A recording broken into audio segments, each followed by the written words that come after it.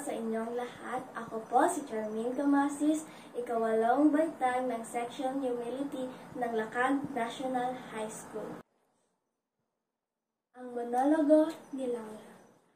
O mapagpalang langit, hanggang kailan ko titiisin ang pang-aapi ni Adolfo? Pinatay niya ang aking ama, sinakop ang Albania, at ngayon nais niyang gawing alipin ang aking puso.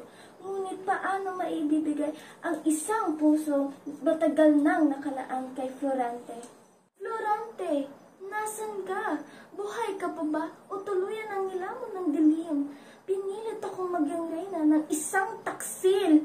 Ngunit kailanman hindi ko magagawang ipinagkanulo ang ating pag-ibig. Adolfo, anong akala mo? Na sa takot at pang-aapi, matututo akong mahalin ka?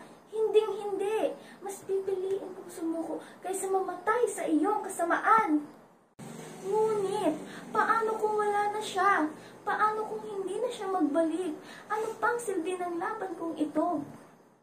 Ngunit, hinding-hindi ako mawawala ng pag-asa. Hanggat may buhay ako, mananatili akong tapat. Sapagkat ang tunay na pag-ibig, hinding-hindi nasusupil ng dahas. Ito'y mananatili, lumalaban at nagtatagumpay.